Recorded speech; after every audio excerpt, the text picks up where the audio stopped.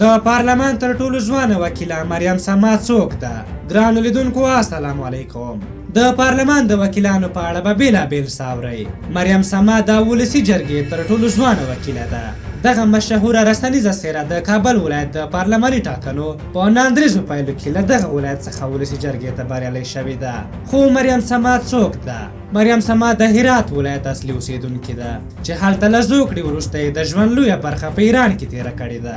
د مریم په وینا په ماشومتوب کې ایران ته کډوال شوي وو، پلار یې مړ و او دوی له فقر او سختۍ څخه ډک د کډوالۍ ژوند هلته تېر کړی.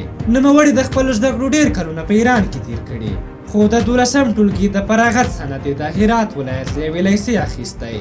مریم سما په اداره او مدیریت کې د لیسانس سند اخیستی او په نږدې وخت کې به د سیاسي علومو له پوهنځي هم فارغه شي. د هغې په وینا په هرات کې د ښوونځي د وروستیو کلونو د زده کړو پر وخت یې د لیسې له فرهنګي کمیټې او یوې بلې فرهنګي ټولنې سره همکاري لرله. وایي د کوچنیوالي فرهنګي کارونه خوښېدل. د لیسې د زده کړو پر وخت د غونډو ویاندویي کوله او هم یې چاپي رسنیو ته خپل شعرونه او لیکنې خپرېدو ته ورکولې. د دې په خبره شوق او زمینه سازي دواړه ورسره په فرهنګي او رسنیز ډګر کې د فعالیت زمینه مشاهده کړې ده. په مریم سما د هغې د مخالفینو یو لوی نقد دا دی چې په ایرانۍ لهجه غږیږي. مریم سما د دوی دا نقد مني، خو وایي له شوقه داسې نه غږیږي بلکې په ایران کې ژوند کولو یې لهجه اغېزمنه کړې ده. هغه د دې ترڅنګ چې وایي په دې لهجه خبرې له شوقه نه کوي، وایي فکر کوي چې د لهجې مسله دومره مهمه نه ده لکه مخالفین چې نقد ورباندې کوي. مریم سما له ډېرو کلونو راهیسې رسنیز فعالیتونه لرل، خو ډېر شهرت یې په تورینوس خبري شبکه کې د ویاندویي پر مهال ترلاسه کړ. مریم وایي له تلویزیوني فعالیت څخه زیات وخت له چاپي رسنیو سره په کار کولو کې تېر شوی. هغه د دې ترڅنګ ټولنیزه او مدني فعاله هم وه. مریم او کورنۍ دومره شتمنه نه وه بلکې غریبه هم وه. د هغې په وینا دې کار هم کړی، هم یې درس ویلی او هم یې دومره پیسې ګټلې چې ژوند یې پرې تېر شي. د فعالیتونو په اړه یې وایي چې کورنۍ او دوستانو هڅولې او ملاتړ یې ورڅخه کړی. د مریم پلار وفات شوی. د کورنۍ ځینې غړي په هندوستان کې ژوند کوي. هغه وایي واده یې نه دی کړی او تر اوسه مجرده ده. مریم سما څنګه وکیله شوه؟ مریم سما په یوه تلویزیوني مرکه کې وویل چې وکالت د خلکو او خاصتا د ځوان نسل په ملاتړ ترلاسه کړی.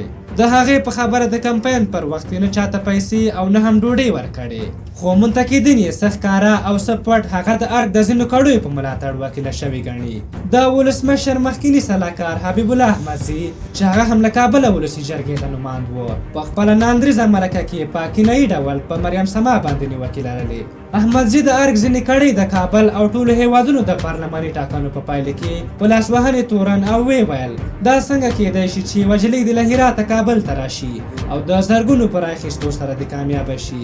په هغې تور دی چې د جنسي روابطو په بدل کې پارلمان ته کامیابه شوې. دغه ادعاوې په هر حال اخر ثابته شوه چې احمدزي نه کوم اسناد لرل او نه بل څه، اوس لوی څارنوالۍ د نیولو امر کړی. خو هغه د پارلمان د ځینو نورو وکیلانو په پرتله د پارلمان په لومړیو ورځو کې ښه وه. د پیسو په بدل کې د ریاست لپاره رایه خرڅه نه کړه. هغې په هغه ناندریو کې چې د ولسي جرګې د ریاست په سر رامنځته شوې ویې ویل چې نه ورته اصولي مهم دی او نه رحماني او نه ورسره کومه اړیکه لري بلکې اصول ورته مهم دي او دا چې رحماني پوره رای نه دی اخیستې د رئیس په توګه یې نه پېژني. خو په هغې باندې یو شمېر کسانو تور پورې کړ چې له اصولي سره اړیکې لري. په هر حال دا چې له دې وروسته څه کوي هغه پوښتنه ده چې وخت به یې ځواب کړي.